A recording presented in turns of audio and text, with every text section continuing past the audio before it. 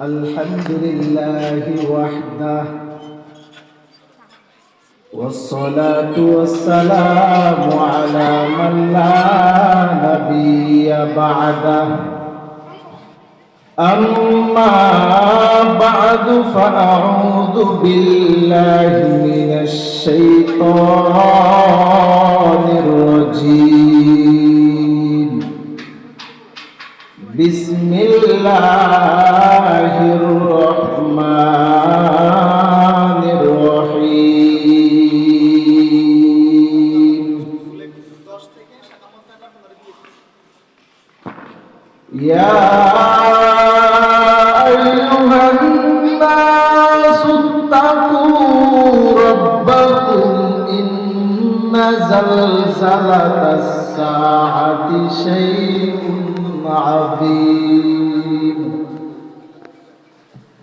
يوم ترونها تذهل كل مرضعة عما أرضعت وتضع كل ذات حمل حملها وترى الناس سكارى وما هم بسكارى ولكن عذاب الله شديد صدق الله مولانا العظيم وقال رسول الله صلى الله عليه وسلم عن أبي هريرة رضي الله تعالى عنه قال رسول الله صلى الله عليه وسلم إذا اتخذ البيض والأمانة مغنما والزكاة مغرما وتعلم لغير الدين وأطاع الرجل امرأته وعق أمه وأدنى صديقه وأقصى أباه وظهرت الأصوات في المساجد وساد القبيلة فاسقهم وكان زعيم القوم يرذلهم وأكرم الرجل مخافة شره وظهرت القينات والمعازف والعناخر هذه الأمة أولها فليرتقبوا عند ذلك ريحا حمراء وزلزلة وخسرا ومسخا وقذفا وآيات تتابع سلكه كنظام بال قطع سلكه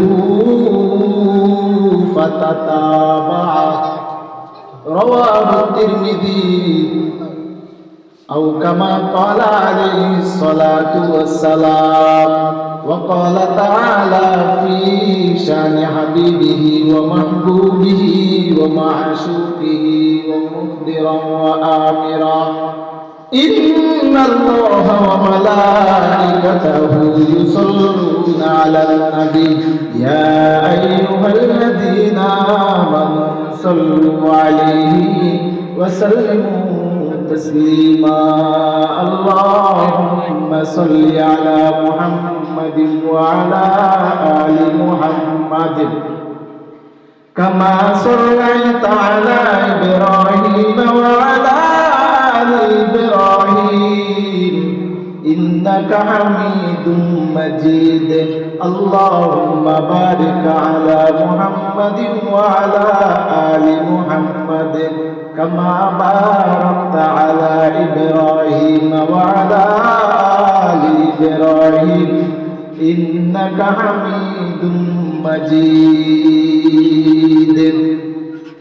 कौनैन का मुख्तार खुदा तुमको बनाया, कौनैन का मुख्तार खुदा तुमको बनाया, उम्मत का निगहबान खुदा तुमको बनाया, उम्मत का निगहबान खुदा तुमको बनाया। या रब मेरे आँखों में समा जाए मदीना, या रब मेरे आँखों में समा जाए मदीना, मुद्दत से मेरे दिल में तमन्नाए मदीना, मुद्दत से मेरे दिल में तमन्नाए मदीना। अल्हम्दुलिल्लाह, আল্লাহ পাক মহান রব্বুল ইজ্জতের দরবারে অসংখ্য অগণিত শুকর, যিনি মহান রব্বুল আলামিন আমাদেরকে দীর্ঘ সময় পরিশ্রম করার পর এই বিশাল এক মজমার যারা ব্যবস্থা করে দিয়েছেন, টাকা দিয়ে, পয়সা দিয়ে, বুদ্ধি পরামর্শ দিয়ে যারাই সহযোগিতা করেছেন, আল্লাহ তাআলা তাদেরকে এর বদৌলতে জিন্দেগীর সব গুনাহ মাফ করে দেন, তাদের নামটা জান্নাতের মেহমানদের খাতায় লিখে দিন। সকলে বলি আমিন।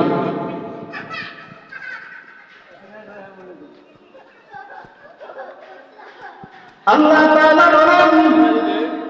দুনিয়া বানিয়েছি একদিন, সুন্দর নিজাম দুনিয়া নামক জিনিসটা ধ্বংস হয়ে যাবে। তবে রাসূল আরবি সাল্লাল্লাহু আলাইহি ওয়াসাল্লাম বলেন, এর আগে কিছু আলামত রয়েছে দুনিয়া ধ্বংস হয়ে যাবার। তিরমিজি শরীফের বর্ণনা, আল্লাহর নবীর প্রিয় সাহাবী হযরত আবু হুরায়রা রাদিয়াল্লাহু তাআলা আনহু বলেন, তিরমিজি শরীফের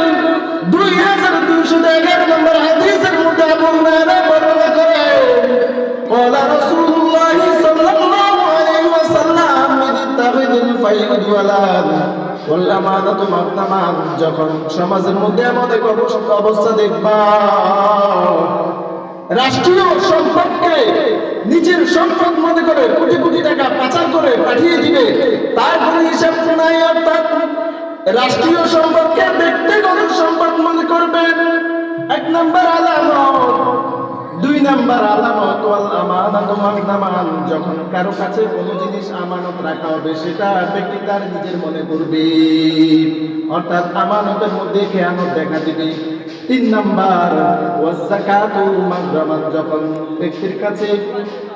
নেশাব পরিমাণ সম্পদের মালিক হয়ে যায়, ওই ব্যক্তি তখন তার উপরে যে যাকাত ওয়াজিব হয় যাকাতটাকে তখন জরিমানা মনে করবে। চার নাম্বার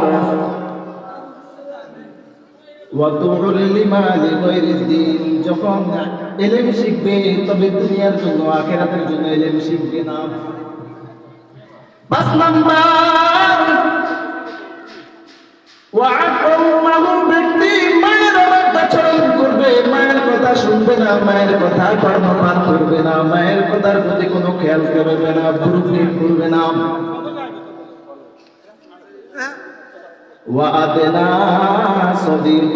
বন্ধু যেভাবে বলবে, বন্ধু যেমনি বলবে, বন্ধুর কথা মতো উদ্বোস করবে, যেভাবে বলবে বন্ধু সেভাবেই করবে।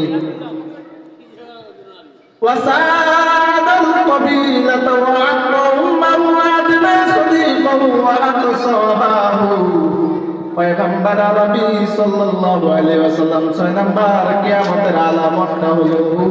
ব্যক্তি বাবার কথাকে মানবে না। ব্যক্তি বাবার অবাধ্যাচরণ এই পরিমাণ বেড়ে যাবে যে বাবার কথার প্রতি কোনো ভ্রুক্ষেপ করা হবে না, তখন বুঝবা কিয়ামত অতি নিকটে নিকটে। 7-8 নাম্বার